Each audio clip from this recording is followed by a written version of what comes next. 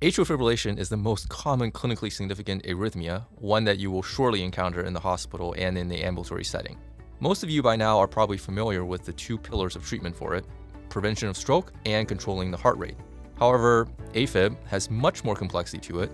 Why does stroke risk vary so much between patients? Does every patient deserve a chance at sinus rhythm? Is rate control really the same as rhythm control? You probably heard the sound bites about AFib by now, so let's dig deeper into the pathophysiology and evidence. I'm Mike Mee, editorial fellow at the New England Journal of Medicine, and this is another Curbside Consult from the NEJM Resident 360 podcast. Today, I'm joined by Dr. Eli Gelfand, who is an assistant professor of medicine at Harvard Medical School and section chief of general cardiology at Beth Israel Deaconess Medical Center in Boston. I've had the good fortune of learning from him both as a medical student and as a resident, and I'm pleased to say that I'll have yet another chance to work with him as a fellow next year. Welcome, Dr. Gelfand. Thanks, Mike. Real pleasure to be here. Honor in this brand new, nice studio. Yeah, this is our inaugural chance to get out of our probably 4x4 closet where we've been recording up until now, so this is an upgrade. So today, we're going to be talking about atrial fibrillation. So I think our audience is likely familiar with what it is. It's an irregular ventricular rhythm that's often very fast. But let's start with a review of the pathophysiology again, just to lay the groundwork for what we're going to talk about. So what is our current understanding of what causes AFib and what's going on in the heart when someone's in AFib? Well, Mike, we've known for over 20 years now that atrial fibrillation most often starts as a series of ectopic foci in the atria, and more specifically in the muscular sleeves that surround and envelop the pulmonary veins of 4 or 5 pulmonary veins which drain into the left atrium. And from there, the foci eventually spread to the rest of the atria, and then to the atrioventricular node, and then obviously the ventricles. So whereas atrial fibrillation early in a normal heart typically starts as atrial foci, ectopic atrial foci in the pulmonary veins, as the heart ages and as there's more atrial fibrillation, then the foci often start in the atria themselves around the areas of fibrosis in the atrium. And eventually, as atrial fibrillation progresses, there is increased atrial inflammation, atrial wall inflammation, electrical remodeling, and then actual physical remodeling with scar formation and sort of progression of this atrial fibrillation from foci-initiated arrhythmia to these multiple reentrant wavelets in the atrium themselves. Excellent. Relative to other arrhythmia, it just seems so much more common than some of these other rare things we think about, like an AV nodal, reentrant tachycardia, and things like that. What are some of our thoughts as to the epidemiology behind that, the factors that lead to atrial fibrillation that is causing it to be so prevalent? Like, is it something that's changing about the demographics of people? And, here we're trying to get at the risk factors a little bit too. Well, you're right. I mean, if you're seeing somebody who is 40 years old in clinic, they have about a 1 in 4 lifetime chance of developing atrial fibrillation. So this is by far the most common sustained arrhythmia currently, and every projection we make suggests that the incidence and prevalence of atrial fibrillation is just going to increase. And this gets both at the substrate for atrial fibrillation and at the triggers for atrial fibrillation, which are probably important concepts to review. When we talk about substrate for atrial fibrillation, what we mean is the state of the atrium, the state of atrial tissue, the state of the ventricular myocardium and general cardiac structure, together with all the risk factors that the patient has that are primarily extracardiac. And those are things that are well known to you and well known to the audience, and these are factors that are increasing in the population: hypertension, sleep apnea, diabetes, coronary disease, cardiomyopathy, etc. In terms of triggers, what triggers atrial fibrillation, some of the triggers are well characterized, others are still under investigation, but things like high adrenergic tone, hemodynamic stress, sometimes atrial inflammation and things like pericarditis, hypoxia, and then sometimes direct manipulation of the atria in cases of cardiac or thoracic surgery. These are all triggers of atrial fibrillation. And I think it's important to understand that as we age and as the burden of cardiac disease in an individual and as well as in the population as a whole increases, really the substrate grows and the triggers needed to initiate and sustain atrial fibrillation decrease. So as an individual person ages, it takes less to initiate atrial fibrillation and less stimulus or trigger to sustain it. Hmm. That all makes a lot of sense. And then by proxy, would it be true that if we did a better job of controlling diabetes, hypertension, sleep apnea, that we would decrease incidence of the burden of atrial fibrillation? I think that's the hope, and there's certainly some research suggesting that really without controlling some of the baseline conditions and some of the common triggers, a lot of the therapies that we spend most of our time talking about and frankly comparing to each other may be attenuated or may frankly be equivalent to sham procedures. And one good example is treatment of sleep apnea. The recent data from our institution suggests that in patients with severe sleep apnea who have atrial fibrillation, not treating sleep apnea but doing catheter ablation is essentially equivalent to doing a sham procedure. Essentially, catheter ablation of atrial fibrillation is ineffective in patients with sleep apnea unless you treat the sleep apnea itself. And this really gets into many other things we do in cardiology, where we have a lot of trials and we spend a lot of time talking about the new advanced therapies, and sometimes we're all guilty of forgetting to sort of step back and look at the patient as a whole and treat the problems that kind of led there. Yeah, that's such an important point.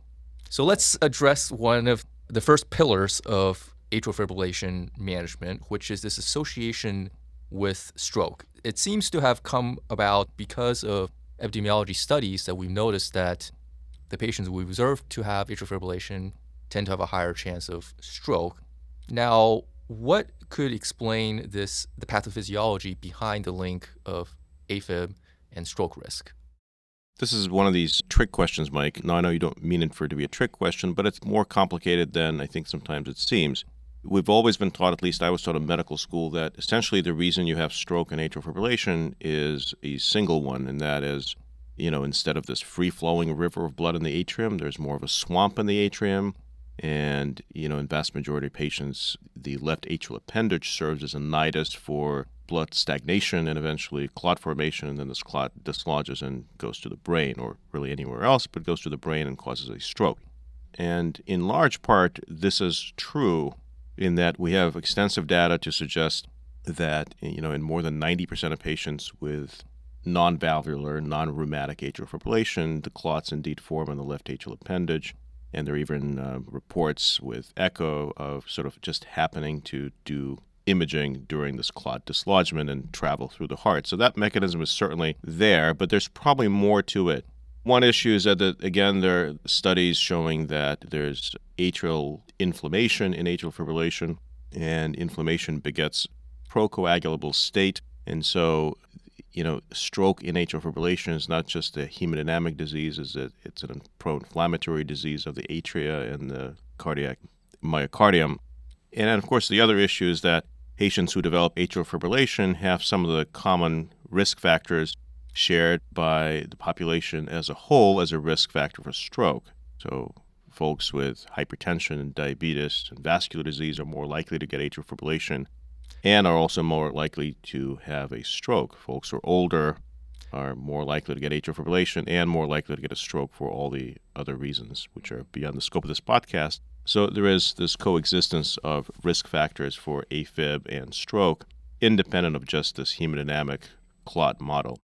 Excellent. And I think that's really the point that we want to get at is that, well, I think most questions in medicine you can always respond with it's complicated because we're always finding out more aspects of any dimension here.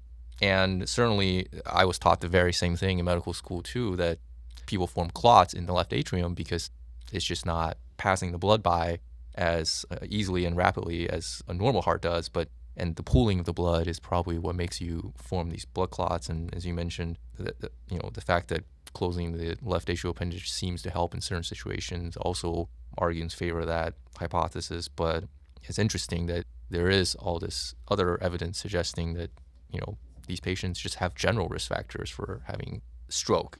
Nonetheless, we have really good evidence telling us that these patients should receive anticoagulation. They do better once they receive anticoagulation.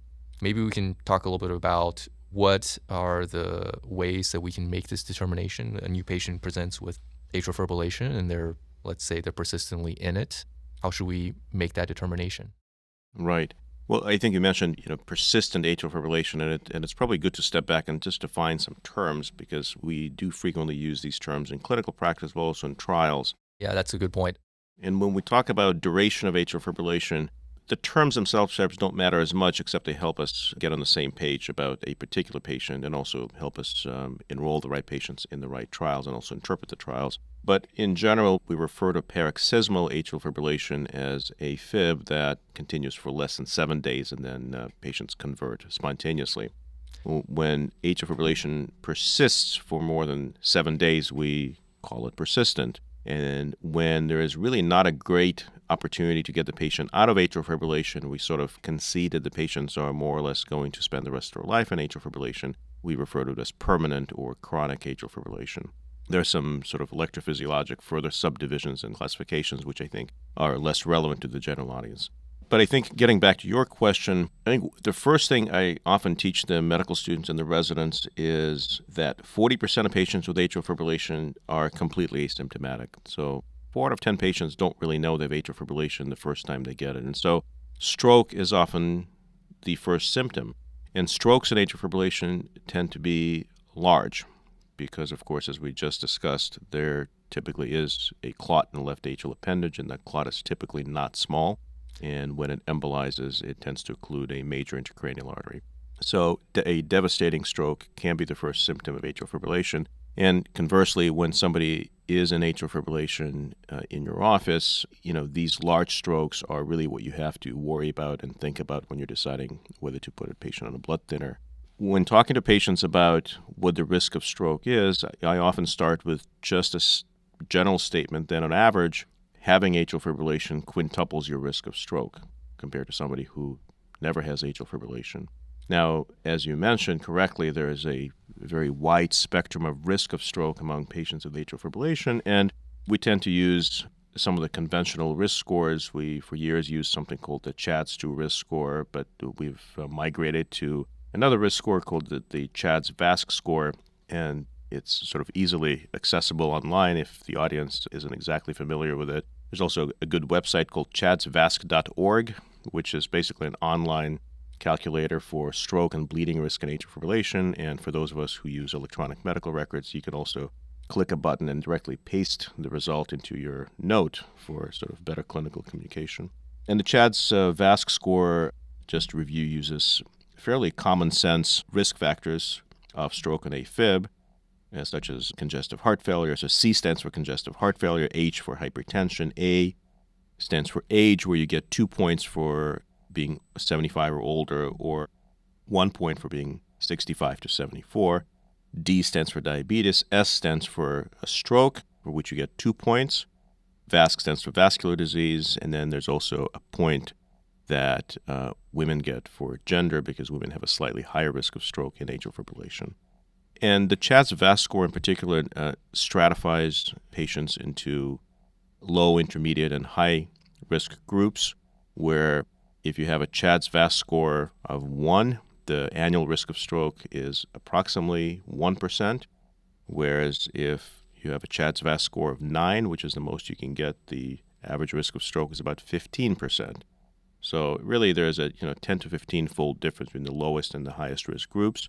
We generally recommend that patients with a CHADS-VASC score of 0 not be anticoagulated. The risk of anticoagulation in terms of bleeding outweighs the risk of stroke. In patients who have a CHADS-VASC score of 2 or greater, we definitely recommend strong consideration of anticoagulation unless there are some clear contraindications, which we can talk about. And for CHADS-VASC score of 1, it really is more of a discussion with the patient. If they're a low risk of bleeding, I often recommend that we commence anticoagulation. Certainly if they're older and have a higher risk of bleeding, then I wouldn't. Mm-hmm. That's great. And I do think just really emphasizing that last... Of course, to interrupt you, they can't really be too old because then they would get 2 points. So you can't be an 80-year-old with a CHADS-VASC score of 1. Right, absolutely. And just to emphasize that last point, that I think in a lot of medical decision-making in medicine, there's this idea of threshold for treatment, and for the CHADS-2 VASC score or the CHADS-2 score, we're looking for that, again, for the typical patient, that threshold for treatment where we think the net benefit outweighs the net harm, being bleeding here and we're looking for that. It seems like in most guidelines that say we're looking for that 2% annual risk of stroke as being that magical point where we think, based on the studies, that you get more benefit, you get more reduction in stroke that probably outweighs the bleeding risk. But then it's always this bleeding risk that's somewhat nebulous. And I know people talk about risk scores out there to help you guess the risk of bleeding, but from everything I've read, once you get into the higher CHADS-VAS score, really, yes, your bleeding risk tends to be higher, but your benefit from anticoagulation is really very high too, that you really ought to consider it. And I don't know if you have any thoughts on. I always have thoughts. Are people too hesitant sometimes for putting people on anticoagulation? Well, you're exactly right, Mike. I mean, one of the problems, of course, with all the bleeding risk scores is that the same risk factors exist for stroke and bleeding. So somebody who's generally a higher risk for stroke is generally also higher risk for bleeding. And these discussions can get relatively complicated. But again, sometimes I think it's helpful just to step back and think broadly about what it is that we know how to treat and what it is that we don't know how to treat well. And the risk of offending my stroke neurology friends, a large stroke is very difficult to treat sometimes. And the sequelae are very often, as we all know, completely devastating for the patient and the family. It's not that a serious bleed is a good thing, and certainly in cases of intracranial bleeding, we also don't know how to treat these things very well. But a lot of other bleeding can be controlled, people can be transfused, interventions can be done, anticoagulation can be interrupted. And so in these discussions, often we err on the side of anticoagulating. But I completely agree, this is a complicated discussion. One of the other things, I guess, that I often find trainees in their early stages of training thinking about is when this person with atrial fibrillation gets anticoagulated, now they can't have a stroke. And obviously that's not true. Anticoagulation decreases the risk of stroke in atrial fibrillation by anywhere between 65 and 80% in most studies. It does not by any means eliminate it. And there's multiple reasons for this, which I think are worth reviewing. One reason we already touched upon earlier, and that is, just because you have atrial fibrillation doesn't mean your stroke is going to be because of atrial fibrillation. You have a lot of other risk factors for stroke. The second thing is, and that's especially true when the vast majority of patients or all the patients who are anticoagulated were on warfarin therapy or other acetocumarole therapies, and that is that the success of anticoagulation with warfarin or other vitamin K antagonists depends on your being appropriately anticoagulated and your INR being in a therapeutic range. And we know both from clinical trials and from the real-world studies that in the real world, people are in the therapeutic INR range on average about 50% of the time. And in trials, 60 to 70% of time in therapeutic range is considered excellent. And, in clinical practice, we certainly see patients who are able to be very strict about their INR and achieve time in therapeutic range over 80 or even 90%, but these patients are typically an exception. This is a little bit less of an issue, we think, with the direct oral anticoagulants, which I guess we probably will talk about in a little bit, and that may account for some of the advantages of these direct oral anticoagulants over warfarin and warfarin analogs. Yeah. So actually, let's just jump right in a little bit. We can probably spend the entire session talking about the direct oral anticoagulant, but we should probably just do a quick recap of which drugs are out there and which ones, maybe you can offer some thoughts as to which ones you like and what clinical situations you tend to like one or the other, or are they all pretty good and you should just pick the one that the patient can afford and use. So we have on the market now, at least in the US where we have dabigatran, we have rivaroxaban, we have apixaban, and I haven't seen very many patients on edoxaban yet, but all four are approved and all four had their seminal studies published in the New England Journal of Medicine. So they pretty much are all non-inferior to warfarin therapy, with the caveat that some of the studies had time in therapeutic range for warfarin as low as 55% and some had better, closer to 70%. But 4 different drugs, what are some pros and cons for choosing one over the other, or are they all pretty good at keeping people from reducing the risk of stroke? Well, I think you can make this easy or complicated for yourself, and there are certainly intricacies to all of the studies in terms of the populations recruited for individual studies. I think the bottom line is that between the 4 newer anticoagulants, they have never been compared to each other. and it is unlikely that anytime soon or ever there will be a direct head-to-head comparison in atrial fibrillation, primarily for cost reasons. But they've all been individually compared to warfarin, and as you said, all are at least non-inferior, and in some situations they are slightly superior to warfarin for stroke prevention. I think the couple of big messages from these medications are, in all the studies, the rate of intracranial bleed is about half that on warfarin, and there are some theories about why that is, but the bottom line is we don't exactly understand why these drugs are better, but they are significantly better in terms of the rate of intracranial bleeding. Most medications, most direct oral anticoagulants are associated with a slightly higher rate of nuisance bleeding than warfarin.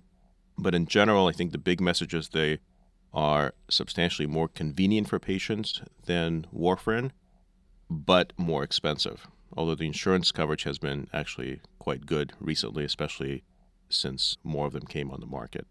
I don't have a favorite. I use really all four of them more or less interchangeably. There's some specific interactions with some of the Parkinsonian medications, but these situations are not very common. Mm-hmm. Yeah. And I do think, if I recall correctly, that apixaban just being more hepatically metabolized, it's probably a better drug for people who are on the lower end of creatinine clearance. That's often true. It's also the agent that a lot of my colleagues use for older patients preferentially. And then, for younger patients, dabigatran is not a bad agent, especially for those who are higher risk of stroke and lower risk of bleeding.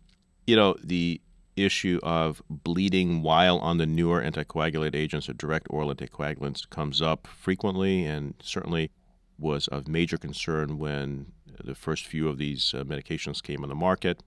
Just as means of brief review, dabigatran is the only one of the four that is a direct thrombin inhibitor, and the other three drugs, apixaban, rivaroxaban, and edoxaban, are factor Xa antagonists.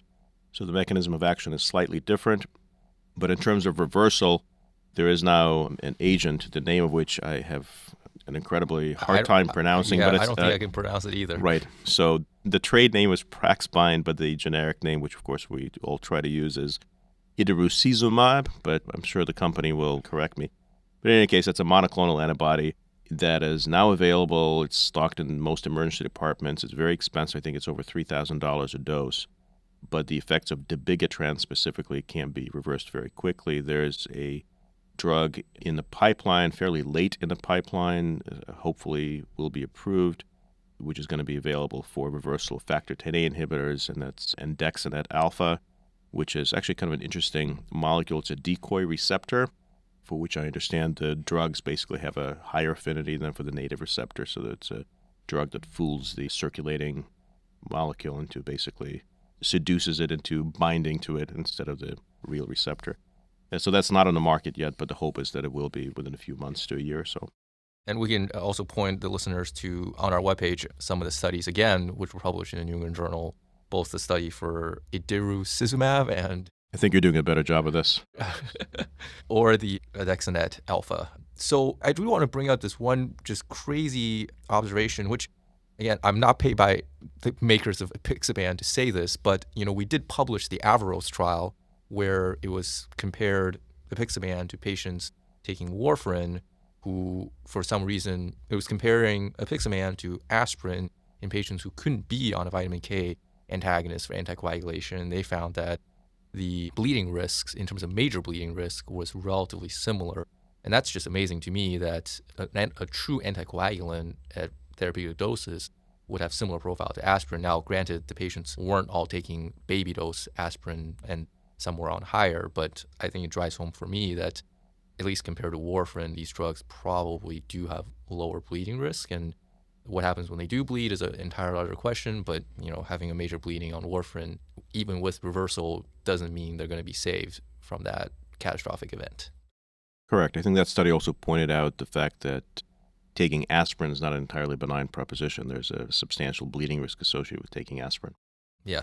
We're not out to promote any one drug over the other. They're all very good for their own reasons. All right, so we spent a good amount of time digesting the first pillar of treatment for AFib, which is that we see this observation with stroke risk and devastating consequence of AFib, and We do everything we can to reduce that risk, and there's some data to help guide us as to how to make a decision of should somebody be on anticoagulation or not. Now, let's turn to this other pillar of when someone has atrial fibrillation, they have fast heart rates and they have irregular heart rates. And I think it's helpful to maybe start off with a hypothetical scenario. So let's say a 62-year-old gentleman comes into the emergency room, and he has history of OSA and he has history of hypertension, and he's here with palpitations and lightheadedness that's been going on for about 5 to 6 hours. He's not sure exactly how long, but he's fairly certain that he wasn't having palpitation before then. And in the ED, the EKG is pretty diagnostic of atrial fibrillation. We won't really go into the details of how do you make that diagnosis for this podcast. Now we're faced with the question of what do we do to treat him immediately? He's symptomatic. He's in atrial fibrillation. I think it's easy based on the guidelines that if he were hemodynamically unstable from it and he's starting to turn pale in the ED with rapidly increasing heart rate and his blood pressure is tanking, that we ought to consider urgent cardioversion. So that's always a possibility. But say this patient is sitting in the ED with a heart rate of about 130 and his blood pressure is normal. What's our first step for treating this patient? Well, let's step back and figure out why people feel unwell with atrial fibrillation. And there could be several reasons for that. One is somebody may actually be dependent on this atrial kick in sinus rhythm for their hemodynamics, and that tends to be more true in patients with small, hypertrophied, inelastic, stiff hearts, such as seen in chronic hypertensive disease, severe aortic stenosis, infiltrative cardiomyopathy, diabetic cardiomyopathy, etc. It is less likely to be present in somebody with a large, baggy heart or somebody who is young with a pretty compliant myocardium. Patients can also just feel palpitations, so we don't really know why that happens, but some people are more sensitive to having an irregular heart rate. Like you said, only 4 out of 10 patients don't even know that. Correct. And in patients who are intolerant of this irregularity in their pulse, the heart rate doesn't even really have to be fast. Some people just feel uncomfortable when their heart is irregular. And then, of course, if atrial fibrillation is not diagnosed or, frankly, not felt by a patient for some time and the heart rate is sufficiently high, then one can develop something called a tachycardia cardiomyopathy, which is a common presentation for those of us who work in the hospital frequently. It's probably not very common in the community, but certainly we see it enough to worry about it. And essentially, patients come in with, for all intents and purposes, what for all intents and purposes looks like a dilated cardiomyopathy in the setting of rapid atrial fibrillation. There's good news and bad news about tachycardia cardiomyopathy. The bad news, of course, is it can be very severe, and patients can be in profound heart failure and even cardiogenic shock. But the good news is that if cardiomyopathy is solely due to a fast heart rate, in a majority of cases with rate and or rhythm control, cardiomyopathy can completely reverse and heart can become essentially normal again. Wow. But for the patient that you propose, this is a common presentation in the emergency department, clinic, and urgent care units. And you essentially have to be dichotomous in your thinking. Of course, if the patient is stable, you have the luxury of doing this. And the dichotomy is, one, we have to talk about the stroke risk with the patient. We have to evaluate them with one of the risk calculators that we mentioned. I guess we won't go back to this again, but the patient you presented would be certainly a candidate for anticoagulation, and you would start them either on one of the heparins, IV heparin or low molecular weight heparin, and then decide on starting them either on warfarin or in a direct oral anticoagulant. If you're starting them on a direct oral anticoagulant, you don't really need to give them heparin because the onset of action is very fast, and you could just begin by giving one of the direct oral anticoagulants by mouth in the emergency department. And then, of course, the second arm of your clinical management is control of rate and or rhythm. If the patient feels well, rhythm control immediately is not really necessary, and you can focus on bringing the heart rate down to improve hemodynamics and improve the well-being. And you can certainly choose either a beta blocker or a non-dihydropyridine calcium channel blocker. There tends to be a lot of discussion on rounds and on the wards about which one is sort of quote-unquote better. And I think the bottom line is neither one is better. You can use what's more appropriate. If somebody has asthma, you probably would want to stick with the calcium channel blocker. If somebody has some contraindication to a calcium channel blocker, you can stick with the beta blocker. They're essentially interchangeable for all intents and purposes. We also used to obsess over the use of digoxin, and I'll tell you that digoxin tends to be relatively ineffective for both acute rate control, but also in general in people who are in a high adrenergic state in the hospital, in the emergency department. There's some niche uses for digoxin still, but they're fairly small. So I guess if you're asking me what I would do, is I would do a physical exam, rule out contraindications for anticoagulation, commence anticoagulation with an direct oral anticoagulant, and start by using some oral beta blockade, because you're not describing a situation where you need to do things in the next 5 minutes. You have the luxury of giving oral medicines. So I think in this case, gentle control of cardiac rate is reasonable.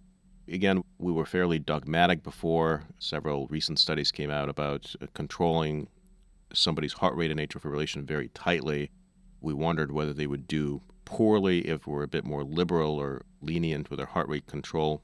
And there have been recent studies certainly to suggest that we're probably okay being somewhat more lenient. There's a trial called RACE-2, which looked at patients randomized to what was called a lenient rate control with limits of about 110 at rest, and then a more strict rate control in line with what we used to do, which is a heart rate of less than 80 at rest and less than 110 with moderate exercise. This is all physically active patients. And being lenient was really non-inferior in terms of cardiovascular death, heart failure admissions, stroke, bleeds, etc. But in order to be strict about rate control in these patients, on average they needed about 9 times more visits to the physician than those with whom we were more lenient, and certainly they required more medications. Strict rate control didn't really achieve a lot of benefits here and just create a lot of resource utilization for the physicians and the patients. So generally, if folks are relatively asymptomatic, once you've achieved initial rate control, less than 110 at rest is quite reasonable. For symptomatic patients and those with other comorbidities, more strict rate control, less than 80 is reasonable. Mm-hmm. Great. And just delving into that a little bit, because I do think as we're about to get into the last component of what we're going to be talking about, which is, once we control the heart rate in the algorithm, typically it should be a consideration of whether or not I think someone should just continue to remain in, like you said, going back to our earlier discussion of the categories of, are we going to make the determination this person is going to be in chronic atrial fibrillation and that they will remain in it for theoretically the rest of their life? Just bringing back this idea, a lot of people probably have heard about the RACE-2 trial, or at least heard the soundbite that, lenient control is just as good as strict control, and therefore let's not expose people to unnecessary costs and side effects of too much additional medication. But that's the soundbite. But I think the worry or the trouble sometimes is that as residents, you hear that and you start to apply that, or you think that applies categorically to almost every patient that you see. And I think your point about being more symptomatic if they're at a higher rate is probably a good reason to try to get them down to a slower rate, and that there's definitely caveats to a lot of these studies, which tend to select their patients pretty tightly in terms of the inclusion and exclusion criteria. So let's now go back to the point I brought up earlier, which is I've heard some cardiologists say that they're a little bit too dogmatic, but they say that a lot of patients with new atrial fibrillation should deserve a shot at seeing if they can revert back to sinus rhythm and stay in sinus rhythm, and that perhaps we avoid these long-term consequences of if we let them be in atrial fibrillation. Some of them, small portion of them, may develop a tachycardia-induced cardiomyopathy, and that if they can easily remain in sinus rhythm without much aggressive treatment, then that's better for the long term. Is there merit to that sentiment? And should we, if a primary care doctor gets a patient who now has new atrial fibrillation, should we just let them be because that the AFFIRM trial showed that rate control versus rhythm control hasn't shown a demonstrable difference? Again, these are relatively healthy patients that they're looking at. I think you've raised a lot of points, a lot of great points in those statements. We can certainly talk about the AFFIRM trial in a second. I would go back to what I mentioned very early in our conversation, that sort of letting people be in atrial fibrillation, especially young people in atrial fibrillation, may be okay, but often it reflects our ignorance of the factors that led them to have atrial fibrillation in the first place. So the patient you described in your case vignette is a great example. It's a 62-year-old man with a little bit of hypertension and sleep apnea. So the biggest risk that this gentleman has for AFib is sleep apnea and uncontrolled hypertension. So just kind of letting him be in atrial fibrillation because he's crossed some imaginary threshold for his risk factors being, quote unquote, bad enough for him to develop AFib is probably not the right thing to do. And the right thing to do is to really be very strict about his comorbidities, to be sure that his sleep apnea is perfectly addressed, that his weight loss is addressed, that his blood pressure is objectively well controlled. And then I suspect he will either be in sinus rhythm on his own or he will need to have a rhythm control strategy to get him into sinus rhythm. And if the underlying risk factors are supremely well controlled, he may actually not require much of anything else to be in sinus rhythm because, again, we talked about the substrate and the triggers for atrial fibrillation. And theoretically speaking, somebody like this who's 60 years old shouldn't have a lot of substrate for AFib. It's really the triggers that we're addressing with all these baseline risk factor modifications. In terms of being dogmatic about everybody deserves a shot at sinus rhythm, there's probably some truth to it. There have been studies of rate versus rhythm control, several studies, several fairly well-designed and large studies.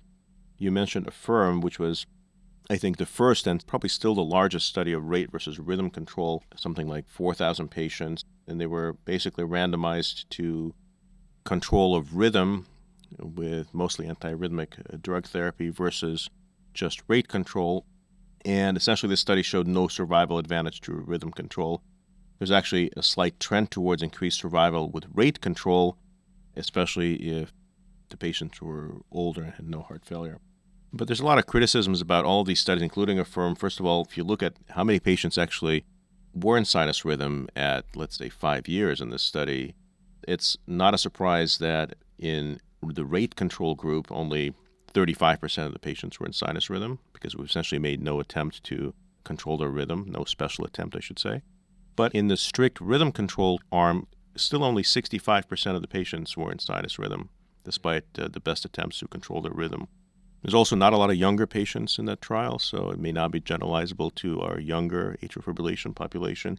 And in any trial like this, there's often an inherent selection bias. In other words, if you have severe symptoms of atrial fibrillation, is the investigator at your site really going to randomize you to rhythm versus rate control? So for patients with severe symptoms, for example, like the one you presented who required a visit to the emergency department because of symptoms, that particular study may not actually be applicable. These are early studies of rate versus rhythm control. There are more recent studies addressing more specific subsets of populations, such as patients with congestive heart failure, and what are perhaps more sophisticated and certainly more technologically advanced methods of rhythm control, such as catheter ablation. The CASTLE AF study, which I think was also published in the New England Journal, where we're sitting right now. Just in February, hot off the press.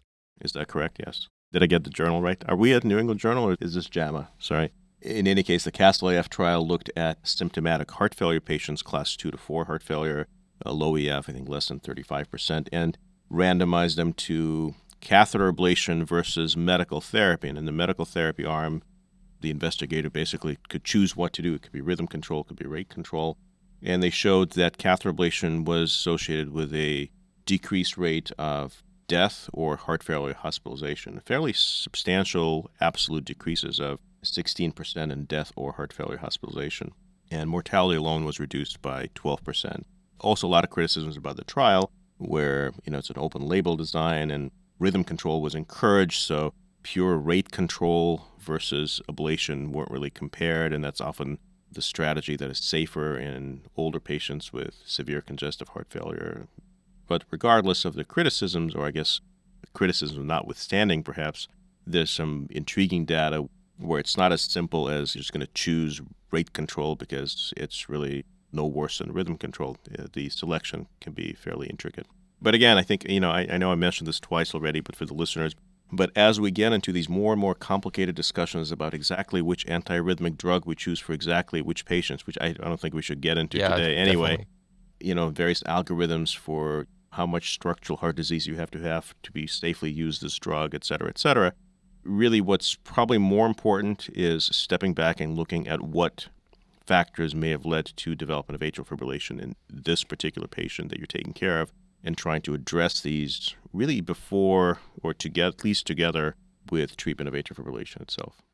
Mm-hmm. Yeah, I completely agree. And I think that's part of the challenges of young trainee learning about these disease processes. You get bogged down in all these different therapeutic agents you have to now memorize or learn about, and then treatment pathways, and how do you decide which drugs to control their rate, and now the rate is controlled, and you got to think about stroke risk, and you got to think about perhaps are they a better candidate for an attempt in sinus rhythm. But I think it's a great point, and taking a step back, we look at atherosclerotic cardiovascular disease in general, and then you look at AFib, and then you look at heart failure, and so many of these diseases share the same common risk factors, and that treating those risk factors probably do just as much for some of these other things that we try to do with the patients. And just to point out this one fact, which again, I think that the overlap of atrial fibrillation and heart failure and the treatment of the two is fascinating and probably worthy of an entire podcast in and of itself. But perhaps we can just talk briefly about the overlap between the two, because we already talked about one side of it, which is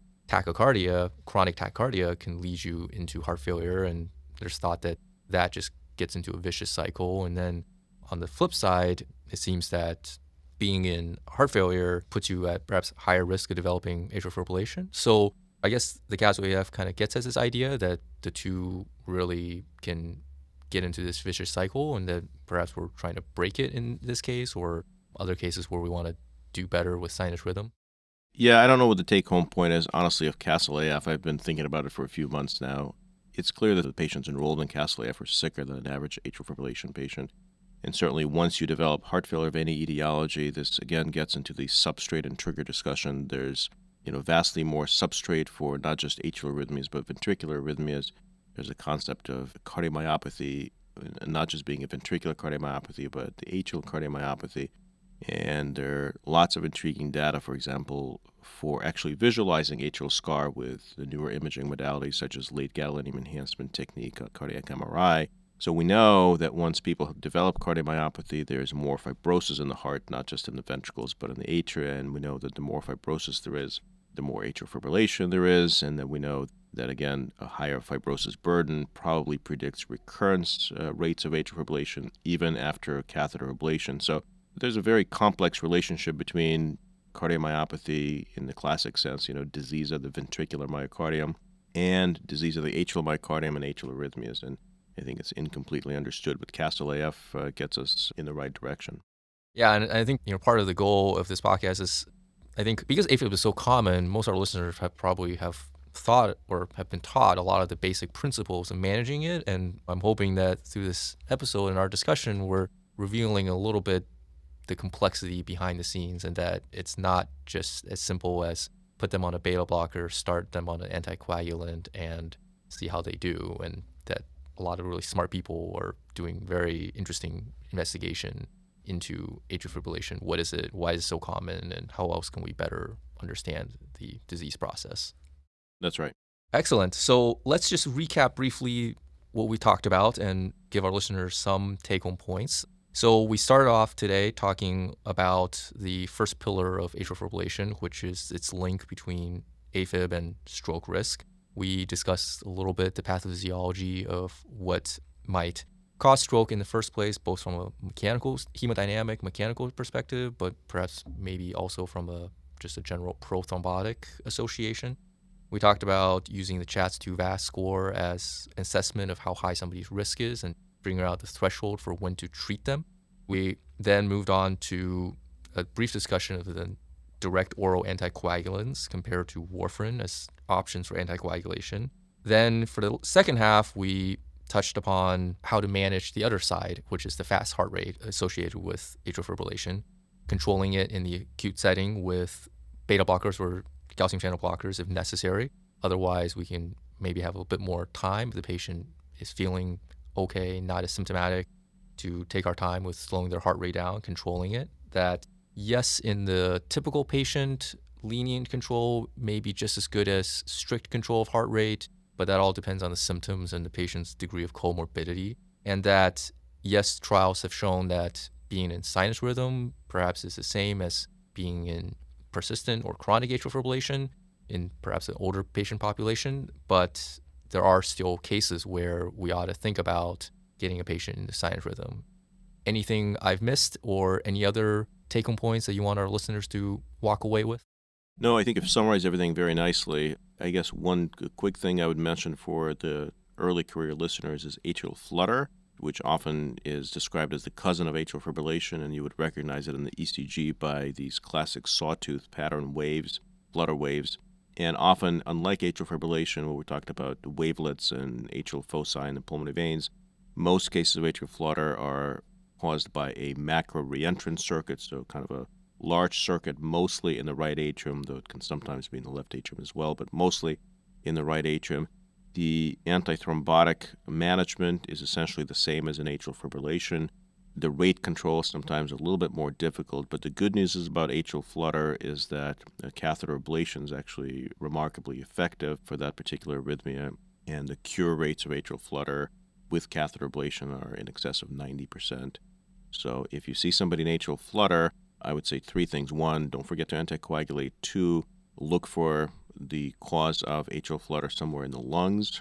So pulmonary disease is often associated with flutter. And three, contact your neighborhood electrophysiologist and see if the patient is a candidate for catheter ablation. Excellent. Absolutely. And yes, just for the sake of length, we didn't get a chance to really delve into some of these additional topics of atrial fibrillation, but I do think it's important to be aware of atrial flutter because of that difference that you can actually cure it or cure some of it much more easily than atrial fibrillation. Excellent. Well, thank you so much for coming today and joining us. I really appreciate the chance to talk about AFib. It's a common topic, may seem boring to some listeners, but I hope that we've given them more to think about for this topic. Thanks, Mike. A real pleasure. All right. Thank you guys for listening to this episode. Please visit our guide on atrial fibrillation in the rotation prep section on cardiology for more information at resident360.nejm.org. I want to thank our expert today, Dr. Eli Gelfand. Our production team here at the NEJM includes Karen Buckley, Kyle Simmons, Mike Tomasis, Tim Vining, Kathy Stern, Dr. Karen Sokol-Gutierrez, Dr. Lisa Cawley, and our NEJM education editor, Dr. O.P. Hamanvik. Because this is a new series, we want to hear your feedback. So please tell us what you think by emailing us at resident360@nejm.org or leave us a review in your podcast app. You can also follow us on Twitter, where our handle is @NEJMRes360. I'm Mike Mee, editorial fellow at the New England Journal of Medicine. Please join us again for our next episode.